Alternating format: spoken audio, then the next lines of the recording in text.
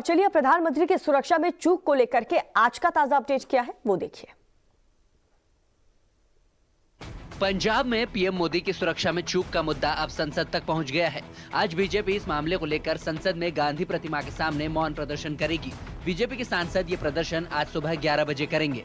वहीं दूसरी तरफ गृह अमित शाह ने पंजाब में पीएम की यात्रा के दौरान हुई गंभीर चूक की जांच के लिए 3 सदस्यीय कमेटी का गठन कर दिया है। टीम को जल्द ही जांच कर रिपोर्ट सौंपने के लिए कहा गया है। इससे पहले गृह मंत्री अमित शाह ने पीएम मोदी की सुरक्षा में सेंध लगने के बाद ट्वीट कर कहा था कि गृह मंत्रालय ने पंजाब में पीएम मोदी की सुरक्षा पर विस्तृत रिपोर्ट मांगी है। प्रधानमंत्री के दौरे में सुरक्षा प्रक्रिया में इस तरह की लापरवाही पूरी तरह से अस्वीकार्य है और जवाबदेही तय की जाएगी। प्रधानमंत्री मोदी की सुरक्षा में चूक के मामले को तूल पकड़ने के बाद कांग्रेस अध्यक्ष सोनिया गांधी ने पंजाब के मुख्यमंत्री चरणजीत सिंह चन्नी से फोन पर बातचीत कर घटना की जानकारी ली है। चन्नी ने अपनी सरकार का बचाव करते हुए सोनिया गांधी से कहा है कि पीएम मोदी की सुरक्षा में किसी भी तरीके की कोई चूक नहीं हुई है। पंजाब पुलिस ने विशेष सुरक्षा दल को पूरा सहयोग दिया है। तो प्रधानमंत्री की सुरक्षा में चूक के मामले में आज सुप्रीम कोर्ट में भी सुनवाई होने वाली है। पंजाब में पीएम मोदी की सुरक्षा में हुई चूक का मामला सुप्रीम कोर्ट भी पहुंच गया। आज इस मामले को लेकर अदालत में सुनवाई होने वाली है। इस मामले की सुबह 10:30 बजे सुप्रीम कोर्ट में सुनवाई होगी। वरिष्ठ वकील मनिंदर सिंह ने चीफ जस्टिस के सामने मामला रखते हुए कोर्ट से घटना पर रिपोर्ट तलब करने की मांग की है। उन्होंने कहा है कि भविष्य में ऐसी घटनाओं की रोकथाम सुनिश्चित किए जाने की जरूरत है। गुरुवार को कोर्ट की कार्यवाही शुरू होते ही वरिष्ठ वकील मनिंदर सिंह ने चीफ जस्टिस एनवी रमन्ना की अध्यक्षता वाली बेंच के सामने मामला रखा। उन्होंने कहा कि सुरक्षा बंदोबस्त में चूक हुई है। इस पर चीफ जस्टिस ने उनसे पूछा कि वो कोर्ट से क्या चाहते हैं। मनिंदर सिंह ने जवाब दिया कि मामले से जुड़े सभी रिकॉर्ड बठिंडा के जिला जज के पास सुरक्षित रखने का निर्देश दिया जाए। आपको बता दें कि जब ये घटना हुई थी तब प्रधानमंत्री नरेंद्र मोदी सड़क के रास्ते से जा रहे थे। मनिंदर सिंह ने आगे कहा कि हालात जैसे भी हों ऐसी घटना का दोहराव रोकना जरूरी है। इस पर चीफ जस्टिस ने उनसे कहा कि वह याचिका की कॉपी पंजाब सरकार को सौंपे। मामले पर आज विचार किया जाएगा। और पंजाब से लौटने के बाद प्रधानमंत्री ने राष्ट्रपति से भी मुलाकात की है। यूपी के सीएम योगी आदित्यनाथ और एमपी के सीएम शिवराज सिंह चौहान ने पीएम की सलामती की दुआ की। प्रधानमंत्री नरेंद्र मोदी ने गुरुवार को राष्ट्रपति रामनाथ कोविंद से राष्ट्रपति भवन में मुलाकात की और पंजाब में उनके काफिले में हुई सुरक्षा में हुई चूक के बारे में बातचीत की। राष्ट्रपति ने सुरक्षा में गंभीर चूक पर चिंता जताई है। वहीं उपराष्ट्रपति एम वेंकैया नायडू ने भी पंजाब दौरे के दौरान सुरक्षा चूक पर पीएम मोदी से बात की और गहरी चिंता व्यक्त की है। वहीं पीएम मोदी की सुरक्षा के लिए यूपी के मुख्यमंत्री योगी आदित्यनाथ ने काशी विश्वनाथ मंदिर में पूजा अर्चना की और मंत्रोच्चार के साथ ही सीएम योगी आदित्यनाथ ने खुद पीएम मोदी की लंबी उम्र की दुआ करी। दूसरी तरफ मध्य प्रदेश के मुख्यमंत्री शिवराज सिंह चौहान ने भी पीएम मोदी की दीर्घायु के लिए हवन और पूजन करते हुए दिखाई दिए। सिर्फ उत्तर प्रदेश और मध्य प्रदेश ही नहीं, उत्तराखंड की राजधानी देहरादून में भी पीएम की लंबी उम्र के लिए हवन और पूजन किया गया। इसके अलावा देश की राजधानी दिल्ली में भी पीएम की लंबी आयु के लिए यज्ञ किया गया। दिल्ली और महाराष्ट्र में कोरोना केस में काफी ज्यादा उछाल आया है। ताजा आंकड़े फिलहाल क्या है, इस रिपोर्ट में देखिए। दिल्ली में एक दिन में कोरोना के 15,097 नए मामले सामने आए हैं। 24 घंटे में 6 मरीजों की मौत हुई है, जिन्हें मिलाकर 25,127 लोगों की अब तक कोरोना से मौत हो चुकी है। दिल्ली में कोविड की संक्रमण दर 15.34% के पार पहुंच गई है। राजधानी में इस वक्त कोरोना के सक्रिय मरीजों की संख्या 31,498 हो गई है। दिल्ली सरकार ने स्कूलों को बंद करने के साथ ही सभी छात्रों को मिड डे मील के लिए सूखा राशन किट बांटने का आदेश दिया है। बढ़ते कोविड के मामलों को देखते हुए दिल्ली सरकार ने अपने 9 अस्पतालों में मौजूदा 3316 से 4350 तक कोविड बेड बढ़ाने का आदेश दिया है। नया साल शुरू होते ही अचानक संख्या में बड़ा उछाल देखने को मिला है। 1 जनवरी को दिल्ली में 2796 केस आए थे, जिसके बाद ये दिल्ली में कोरोना संक्रमितों की संख्या लगातार बढ़ती ही जा रही है। वहीं महाराष्ट्र में 24 घंटे में कोरोना के 30,265 नए केस मिले हैं। वहीं संक्रमण के चलते 13 लोगों की जान चली गई है। महाराष्ट्र में ओमाइक्रोन के भी 79 केस मिले हैं। उत्तर प्रदेश और उत्तराखंड को किस तरह से कोरोना डरा रहा है, दिखाते हैं आपको इस रिपोर्ट में। उत्तर प्रदेश में 24 घंटे में कोरोना के 3,121 नए मामले सामने आए हैं। यूपी के 4 जिलों में सबसे ज्यादा मरीज मिले हैं। इनमें गौतम बुद्ध नगर में 600, वहीं राजधानी लखनऊ में 408, मेरठ में 401 और गाजियाबाद में 382 केस मिले हैं। प्रदेश के बाकी जिलों में भी कोरोना के केस लगातार बढ़ने लगे हैं, जिसके बाद योगी सरकार ने कई पाबंदियां भी लगा दी हैं। केंद्रीय मंत्री अनुप्रिया पटेल के पति आशीष पटेल भी कोरोना पॉजिटिव मिले हैं। अपना दल की अध्यक्ष अनुप्रिया पटेल ने खुद के स्वस्थ होने की जानकारी दी है। उत्तराखंड में भी कोरोना ने रफ्तार पकड़ ली है। यहाँ पर 24 घंटे में 630 नए मामले सामने आए हैं। वहीं 3 लोगों की मौत हो गई है। स्वास्थ्य विभाग के हेल्थ बुलेटिन के अनुसार उत्तराखंड में कोरोना मरीजों का आंकड़ा 3,47,000 पार कर गया है। वहीं 3,31,756 लोग अब तक स्वस्थ होकर डिस्चार्ज हो चुके हैं। फिलहाल उत्तराखंड में 1,425 एक्टिव केस हैं। राज्य के मुख्य सचिव डॉक्टर एस संधू ने सभी कलेक्टरों को टेस्टिंग बढ़ाने के साथ ही 100% वैक्सीनेशन करने के लिए निर्देश दिए हैं। वहीं बूस्टर डोज के लिए भी तैयारी करने को कहा है। 5 राज्यों में चुनाव से पहले चुनाव आयोग ने इलेक्शन में होने वाले खर्च की जो सीमा थी उसे बढ़ा दिया है। देखिए रिपोर्ट।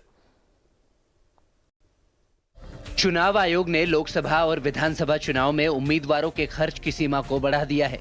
कानून मंत्रालय की अधिसूचना के आधार पर चुनाव आयोग ने गुरुवार को लोकसभा चुनाव में उम्मीदवारों के लिए खर्च की सीमा को 70 लाख रुपए से बढ़ाकर 95 लाख रुपए और विधानसभा चुनाव के लिए 28 लाख रुपए से बढ़ाकर 40 लाख रुपए कर दिया है। लोकसभा चुनाव के लिए खर्च की सीमा अब बड़े राज्यों के लिए 95 लाख रुपए और छोटे राज्यों के लिए 75 लाख रुपए है। पहले यह सीमा बड़े राज्यों के लिए 70 लाख रुपए और छोटे राज्यों के लिए 54 लाख रुपए थी। इसी तरह विधानसभा चुनाव के लिए बड़े राज्यों के उम्मीदवार अब 28 लाख रुपए के बजाय 40 लाख रुपए तक खर्च कर सकते हैं। छोटे राज्यों के उम्मीदवार अब 20 लाख रुपए के बजाय 28 लाख रुपए तक खर्च कर सकते हैं। सरकार ने अपना ये फैसला कई सिफारिशों के आधार पर लिया है। चुनाव आयोग ने कहा है कि खर्च की यह बढ़ी हुई सीमा आगामी सभी चुनाव पर लागू होगी। आपको बता दें कि आने वाले वक्त में देश के 5 राज्यों में विधानसभा चुनाव होने हैं, जिसमें चुनाव आयोग का यह फैसला लागू होगा। और आज अपने गोरखपुर में अयोध्या दौरे से पहले उत्तर प्रदेश में सीएम योगी आदित्यनाथ ने किसानों को बड़ी सौगात देने वाले।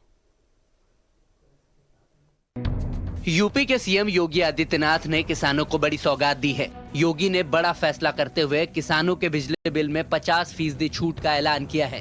किसानों को ये छूट उनके निजी ट्यूबवेल के इस्तेमाल में मिलेगी। इसी बीच सीएम योगी आदित्यनाथ आज गोरखपुर में रहेंगे। गोरखपुर में योगी आदित्यनाथ आज सुबह 10:05 पर महंत अवैधनाथ जी की प्रतिमा का अनावरण करेंगे, जिसके बाद गोरखपुर में ही योगी कई परियोजनाओं का लोकार्पण और शिलान्यास करेंगे। गोरखपुर में योगी आदित्यनाथ की एक जनसभा भी होगी, जिसमें वो टैबलेट बांटने का काम करेंगे। अपनी सभा के बाद सीएम योगी आदित्यनाथ अयोध्या के दौरे पर जाएंगे। दोपहर 12:05 पर अयोध्या में भी सीएम योगी की एक जनसभा है। यहाँ भी सीएम योगी की तरफ से लोगों को टैबलेट और स्मार्टफोन दिए जाएंगे। इसके अलावा अयोध्या में सीएम योगी आदित्यनाथ कोरोना के हालात का भी जायजा लेंगे। अपने अयोध्या दौरे के दौरान योगी कोरोना के हालात को लेकर स्थानीय अधिकारियों से बातचीत करेंगे। आज प्रधानमंत्री मोदी कोलकाता को क्या बड़ी सौगात देने वाले हैं, इस रिपोर्ट में देखिए।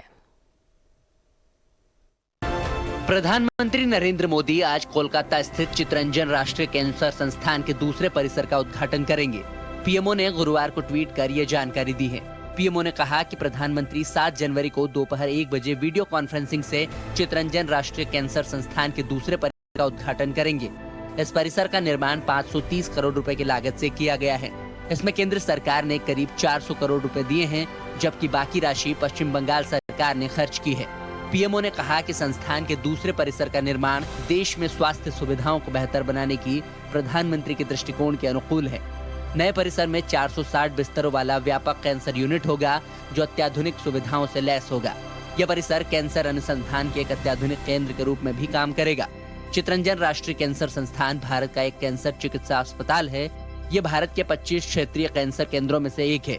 ये संस्थान कोलकाता में जतिन दास मार्ग मेट्रो स्टेशन के पास है।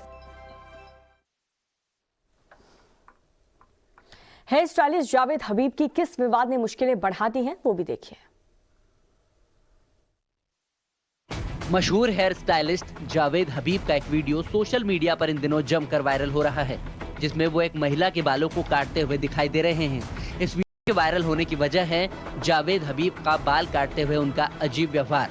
दरअसल महिला ने आरोप लगाया है कि जावेद हबीब ने थूक लगाकर उनके बाल काटे हैं। महिला के इन आरोपों के बाद अब जावेद हबीब की मुश्किलें बढ़ती हुई दिखाई दे रही हैं, जिसको लेकर महिला आयोग ने यूपी पुलिस से कार्रवाई की मांग की है।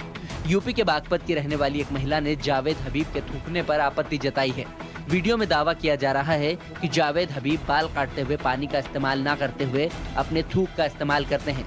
वो यही नहीं रुकते और कहते हैं कि इस थूक में जान है। इसके बाद सोशल मीडिया पर जावेद हबीब की जमकर आलोचना हो रही है। और इसी के साथ रुक रहे हैं छोटे से ब्रेक के लिए। आप देखते रहिए टाइम्स नाउ नव Bharat.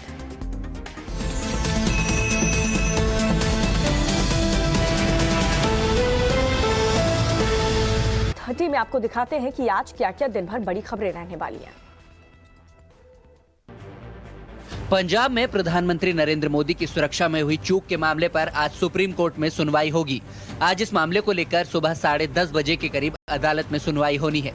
Chief justice N V Ramana, justice Suryakant और हिमा कोहली की बेंच इस मामले में सुनवाई करेगी।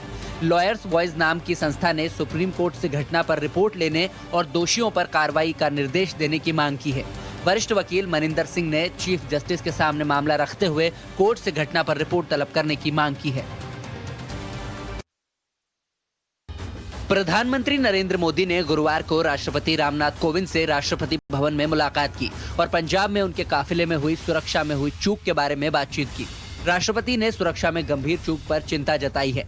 वहीं उपराष्ट्रपति एम वेंकैया नायडू ने भी पंजाब दौरे के दौरान सुरक्षा चूक पर पीएम मोदी से बात की और गहरी चिंता व्यक्त की।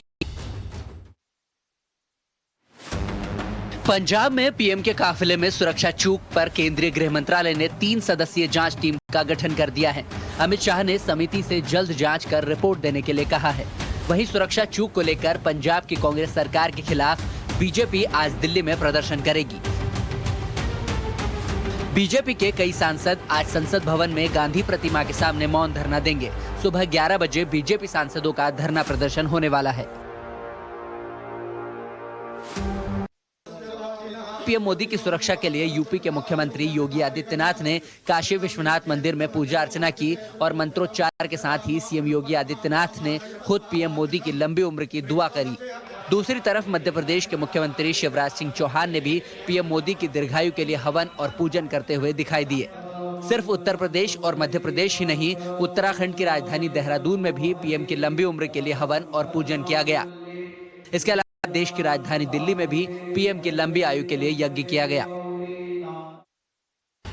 पीएम मोदी की सुरक्षा के मुद्दे पर पंजाब सरकार के खिलाफ बीजेपी कार्यकर्ताओं ने प्रदर्शन किया है।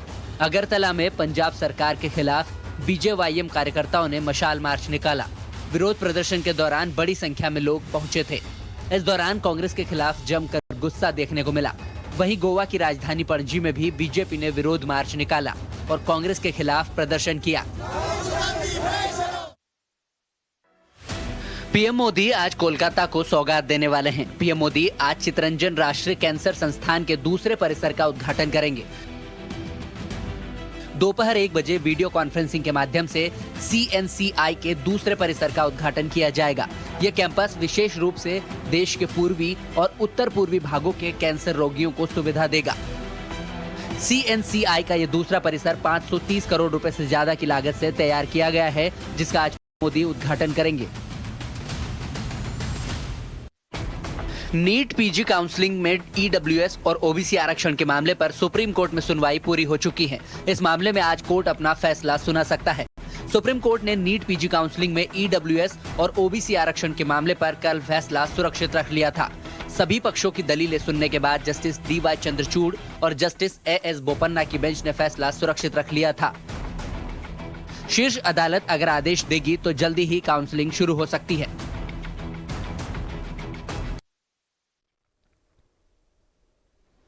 और चलिए बुलेटिन में नजर डालते हैं कोरोना और वैक्सीनेशन से जुड़ी कुछ बड़ी खबरों पर। केरल में एक दिन में कोरोना के 4,649 नए मामले दर्ज हुए हैं। वहीं अब तक केरल में 280 ओमाइक्रोन के केस मिल चुके हैं। झारखंड में 3,704 नए संक्रमित मिले हैं। रांची में ही 1,309 नए संक्रमित पाए गए हैं। बिहार में कल कोरोना के 2,389 मरीज मिले हैं। पटना में सबसे ज्यादा 1,407 मरीज सामने आए हैं। बिहार सरकार ने स्कूल, कॉलेज, यूनिवर्सिटी और कोचिंग बंद करने का फैसला किया है।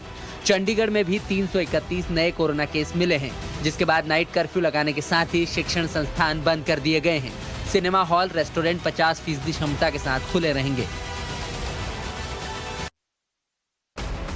दिल्ली में एक दिन में कोरोना के 15,097 नए मामले सामने आए हैं।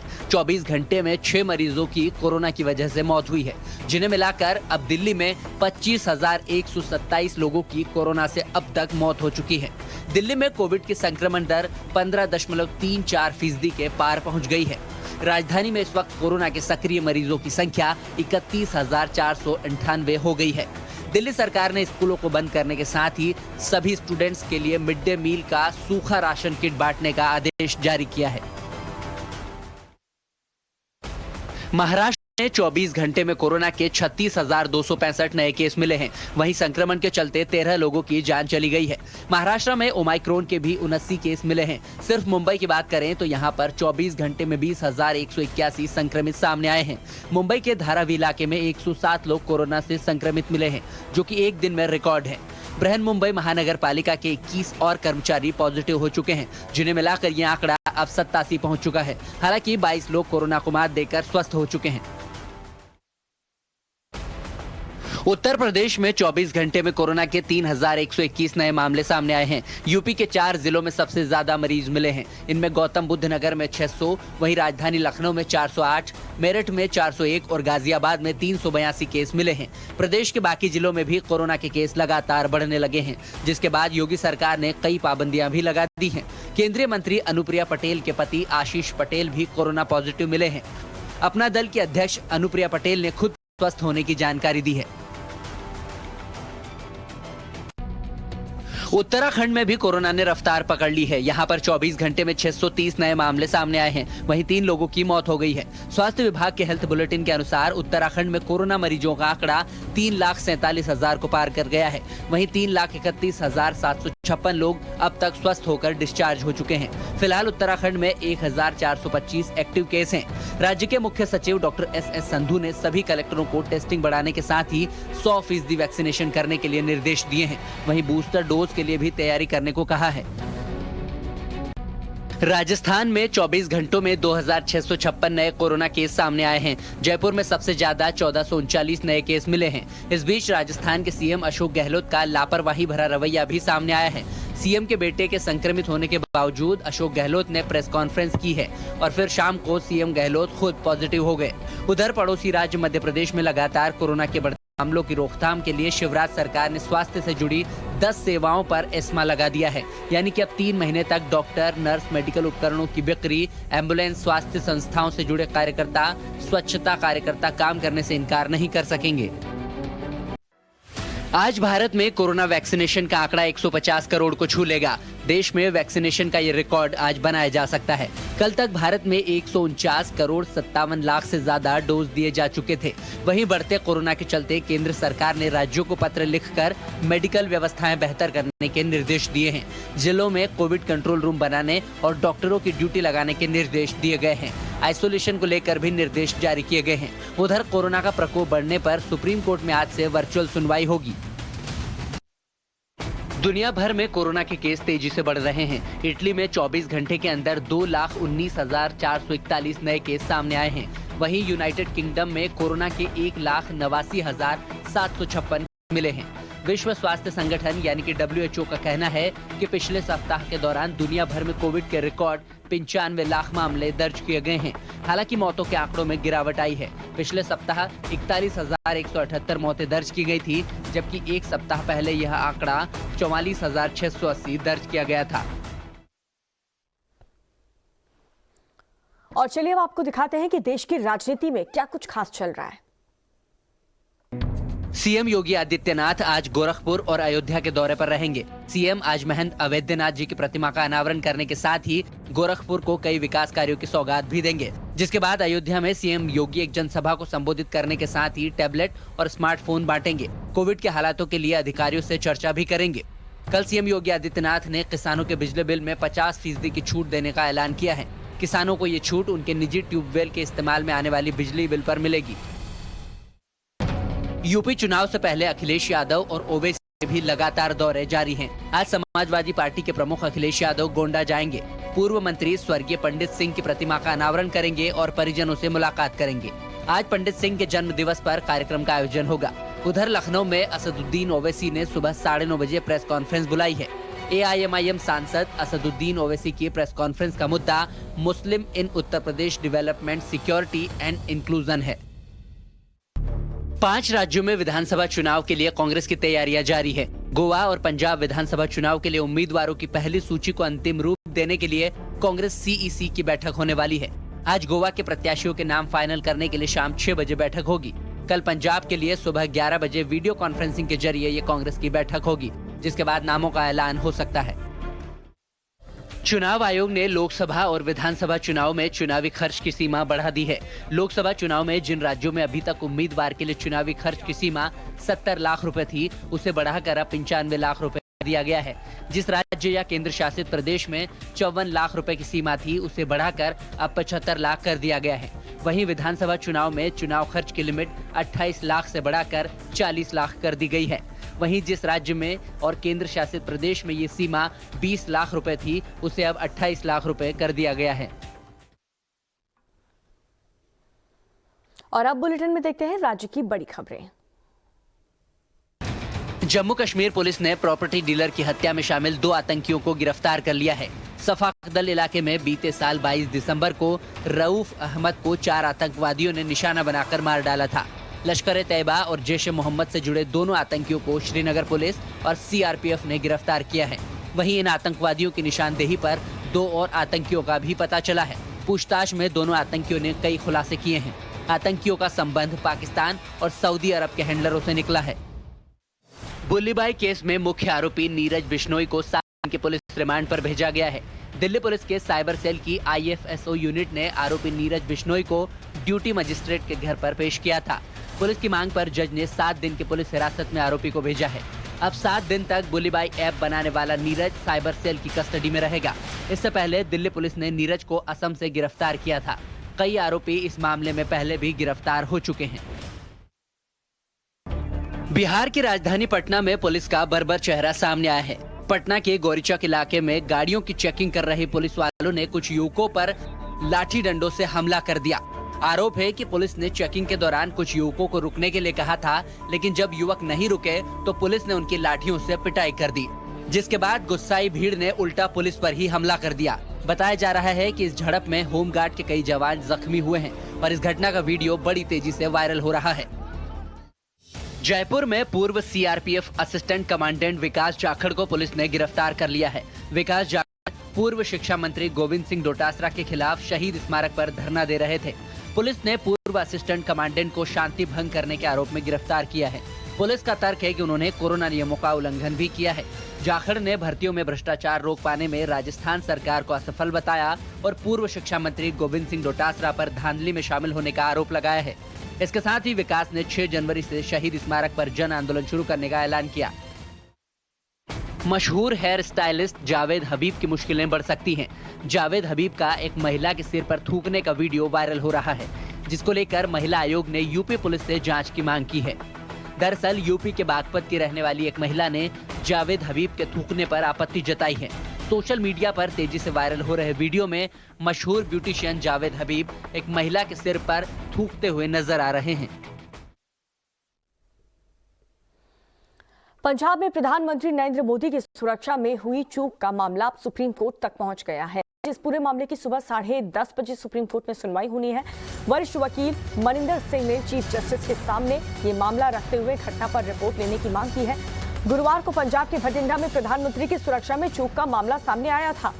पीएम मोदी की रैली में फिरोजपुर में होने वाली थी। प्रधानमंत्री नरेंद्र मोदी की मौसम खराब होने की वजह से भटिंडा से फिरोजपुर के लिए सड़क मार्ग से वो निकले थे, लेकिन बीच रास्ते में ही प्रदर्शनकारियों की वजह से उनका काफिला 20 मिनट तक फ्लाईओवर पर फंसा रहा, जिसके बाद पीएम मोदी वापस दिल्ली लौट आए। तो प्रधानमंत्री नरेंद्र मोदी की सुरक्षा में जो बड़ी भूल हुई है, भूल कहें या फिर साजिश, आज इसी पूरे मामले को लेकर के सुप्रीम कोर्ट में सुनवाई होने वाली है। प्रधानमंत्री की सुरक्षा को लेकर के ये सुनवाई होने वाली है। देखिए किस तरीके से प्रदर्शनकारियों ने ये रास्ता रोक दिया था, जिस वजह से फ्लाईओवर पर 20 मिनट तक पीएम मोदी को इंतजार करना पड़ा। आज सुबह 10:30 बजे देश की सर्वोच्च अदालत यानी कि सुप्रीम कोर्ट में पीएम की सुरक्षा को लेकर के सुनवाई होने वाली है और साथ ही बीजेपी सांसद आज गांधी प्रतिमा के सामने मौन धरना भी देने वाले हैं। आज क्या क्या होने वाला है आपको बता दें। प्रधानमंत्री की सुरक्षा में चूक पर सुनवाई होगी। सुप्रीम कोर्ट में सुबह 10:30 बजे सुनवाई होगी। संसद भवन में बीजेपी सांसद मौन धरना भी देने वाले हैं। इसके साथ ही गांधी प्रतिमा के सामने ये प्रदर्शन बीजेपी कार्यकर्ताओं का चलने वाला है।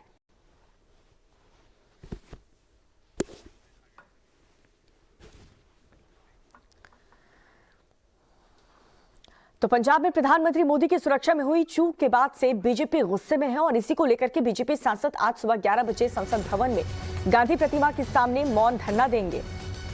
तो बीजेपी सांसद ने ये फैसला लिया है। संसद परिसर में वो प्रदर्शन करने वाले हैं। कई कार्यकर्ता बीजेपी के वहां पर शामिल होंगे। गांधी प्रतिमा के सामने ये मौन धरना दिया जाएगा। जिस तरीके से पंजाब में प्रधानमंत्री नरेंद्र मोदी की सुरक्षा के साथ खिलवाड़ हुआ, बड़ी चूक हुई, उसको लेकर के नाराज बीजेपी सांसद और कार्यकर्ता आज मौन देने वाले हैं गांधी प्रतिमा के सामने।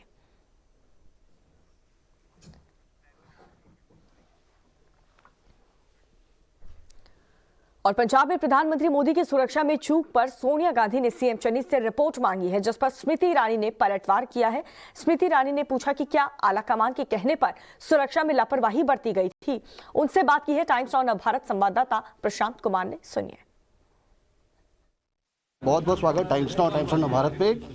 मैम, कांग्रेस की जो अध्यक्ष हैं सोनिया गांधी, उनका एक चरणजीत सिंह चन्नी जो पंजाब के मुख्यमंत्री हैं, उनके थ्रू बयान आया कि उन्होंने मुझे फ़ोन किया, पीएम के सिक्योरिटी के बारे में बात की, बोला कि जो लोग भी इसमें शामिल हों या जिन लोगों की भी संलिप्तता पाई जाती है उन पे एक्शन लेनी चाहिए। तो मैम, आप क्या कहती हैं? दो चीज़ें, एक कि बड़ी देर से जागी उनकी आत्मा और वो भी मजबूरन। देश भर में जब आक्रोश था कि प्रधानमंत्री की सुरक्षा को लेकर इस प्रकार का बर्ताव, इस प्रकार का जो एक पोजीशन वो पंजाब की कांग्रेस की सरकार क्यों लिया, तब कांग्रेस के अधिकारी तो जश्न मना रहे थे। सोनिया जी ने तब तो कुछ नहीं कहा। सोनिया जी ने ना अपना रोष प्रकट किया, ना अपनी चिंता व्यक्त की। आज जब देख रहे हैं कि 24 घंटे में देश भर में एक आक्रोश है कि कांग्रेस पार्टी को इस प्रकार का प्रधानमंत्री की जान के ऊपर खतरा नहीं लाना चाहिए था, तब उनकी बिलेटेड आत्मा जागी है। और प्रश्न ये उठता है कि अब भी मैं पूछती हूँ जो मैं कल पूछा था कि क्यों डीजीपी ने आश्वस्त किया था कि रूट क्लियर है, वहां पर वो लोग उपस्थित होंगे, उस वक्त होंगे, इसकी पूरी जानकारी किसने पंजाब प्रशासन और पंजाब सरकार में दी? क्यों पंजाब के मुख्यमंत्री जो कहते थे कि वो कोविड से प्रताड़ित लोगों से घिरे हुए थे, अचानक उसी वक्त अपने आप को पब्लिकली एक और कार्यक्रम में पाते हैं? कितने और झूठ बोलेगी कांग्रेस पार्टी? चरणजीत सिंह चन्नी ने कल ये बोला कि मैं अपनी जान देकर भी हर चीज अलग अलग सुरक्षा दूंगा प्रधानमंत्री को। वो तो हर चीज अलग अलग बोलते हैं। हर लम्हा, हर घंटा, हर दिन उनका वाक्य बदलता है। मैं किस वाक्य पे उनके एक सहमति दूं, एक स्वीकृति दूं या एक एक्सेप्टेंस दूं? उन्होंने कहा कि वो कोविड अफ्लिक्टेड लोगों से घिरे हैं इसलिए प्रधानमंत्री के सम्मुख प्रस्तुत नहीं हो सकते, लेकिन वो तो एक कार्यक्रम में सार्वजनिक प्रस्तुत थे। तो चन्नी जी कितना सच बोलते हैं ये तो आप ही के चैनल पे उजागर हो गया। और चन्नी जी की काबिलियत कितनी है, मैं दोबारा कहती हूँ, इसके ऊपर सबसे बड़ी टिप्पणी स्वयं कांग्रेस के प्रदेश अध्यक्ष कर चुके हैं। लेकिन मेरे लिए आज सवाल एक और जुड़ता है कि क्या वो कांग्रेस पार्टी जो बिना हाई कमांड के डायरेक्शन के एक पत्ता तक हिलने नहीं देती, कल प्रधानमंत्री की सुरक्षा भंग होने का जश्न उसी खानदान के इशारे पर कर रही थी? एक अंतिम सवाल मैम, अब भाजपा सरकार और भाजपा एज अ पार्टी, उनका क्या डिमांड है कांग्रेस पार्टी से और पंजाब की सरकार से? मुझे लगता है कि आज ये क्योंकि मैटर इज इन्वेस्टिगेशन, मैं इसके ऊपर इन्वेस्टिगेटिव एजेंसीज जब तक अपनी रिपोर्ट ना दें तब तक कोई इलेबोरेट टिप्पणी ना करूं। लेकिन जो मेरे प्रश्न हैं वो पंजाब की सरकार की कन्नाइवेंस से संबंधित है। दोबारा उसका जवाब मिले इस अपेक्षा के साथ अपने सवाल दोहराती हूँ।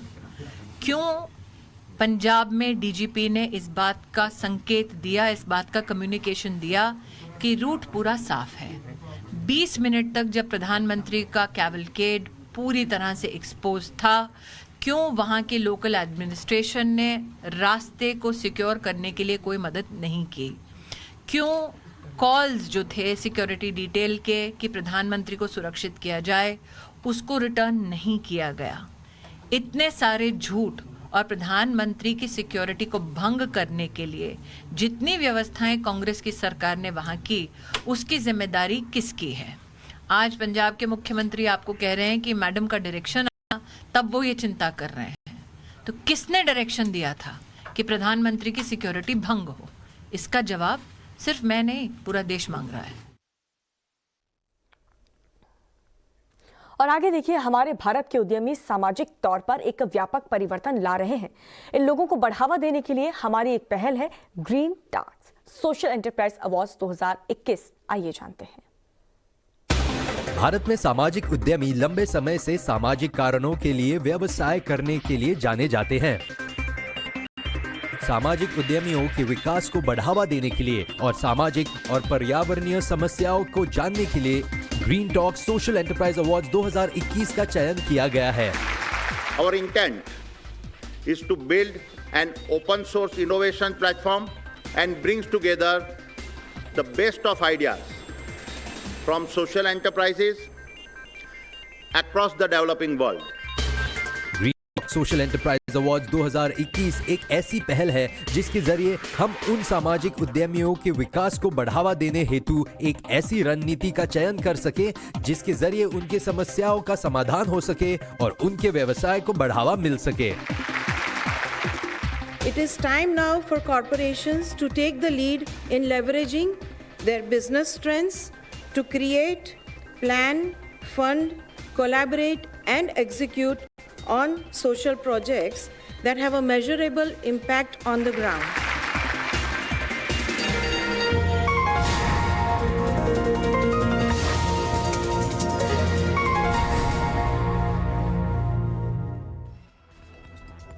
और इसी के साथ रुकेंगे फिलहाल एक छोटे से ब्रेक के लिए। आप देखते रहिए टाइम्स नाउ नव भारत।